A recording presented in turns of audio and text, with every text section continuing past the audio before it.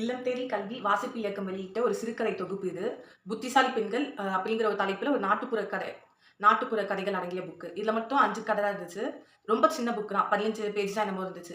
இதுல வந்துட்டு நான் அந்த கதை எல்லாமே ஒரு மாரி நல்லா சிரிப்பா அது மாரி இருந்துச்சு.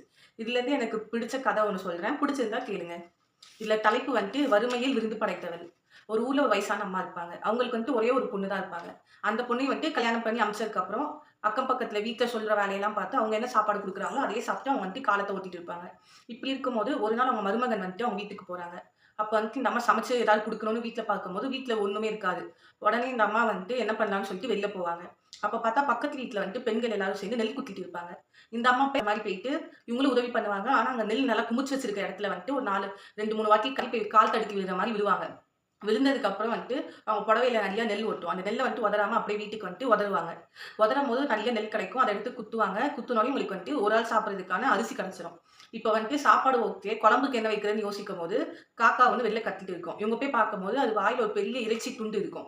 அந்த பீஸ் வந்துட்டு அது ஏதோ கசாப்பு கடையிலேருந்து வாயில கவ்விட்டு வந்திருக்கும். இந்த அம்மா உடனே அது மேல ஒரு கல்ல தூக்கி எறிவாங்க. எரிஞ்சதுக்கு அப்புறம் அந்த காக்கா வந்துட்டு வாயில அந்த கறி துண்ட கீழ போட்டுட்டு கா கான்னு கத்திட்டு ஓடிரும். இந்த அம்மா அந்த கறிய எடுத்து நல்லா நறுக்கி, கழுவி சுத்தமா ஆக்கி வச்சுருவாங்க. இப்போ எல்லாம் இருக்கு. ஆனா வதக்குறதுக்கு அவங்க வீட்ல எண்ணெய் சுத்தமா இருக்காது. உடனே வந்துட்டு பக்கத்து வீட்டு பாட்டி வீட்டுக்கு போயிட்டு, "ஐயோ! அம்மா எனக்கு கண்ணு ரொம்ப வலிக்குது.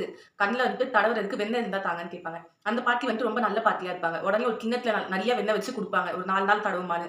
உடனே வீட்டுக்கு வந்து இது எல்லாத்தையும் வச்சு சாப்பாடும் வந்துட்டு சமைச்சு குடுத்துருவாங்க. அவங்க மருமகனும் சாப்பிட்டு கிளம்பிருவாங்க. அவங்க வீட்டுக்கு போனோனே அவங்க பொண்ணுக்கு வந்துட்டு நேரா அவங்க ஹஸ்பண்ட் கிட்ட ஓடி போய், "இது மாரி எங்க அம்மா உங்களுக்கு சாப்பாடு போட்டாங்களா? என்ன சமைச்சு குடுத்தாங்க? வீட்ல இருந்தாங்களான்னு?" கேள்வியா கேட்பாங்க. அப்ப அவரு வந்துட்டு அவங்க அம்மாவோட புத்திசாலித்தனத்த பாராட்டுற மாரி ஒரு கவிதை மாரி சொல்லுவாரு. அது வந்துட்டு ரொம்ப அழகா இருந்துச்சு. என்னன்னு சொல்றேன் கேளுங்க.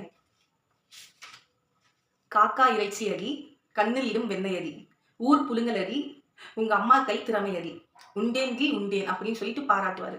இத கேட்டோனே அவங்க பொண்ணுக்கு வந்துட்டு ரொம்ப சந்தோஷமாயிரும். இவ்வளவுதான் இந்த கதை. இது மாதிரி இன்னும் 4 கதை இருக்கு. உங்களுக்கு அந்த கதை என்னன்னு தெரிஞ்சுக்கணும்னா மறக்காம கமெண்ட்ல ஷேர் பண்ணுங்க. நான் கூடிய சீக்கிரமா போஸ்ட் பண்றேன்.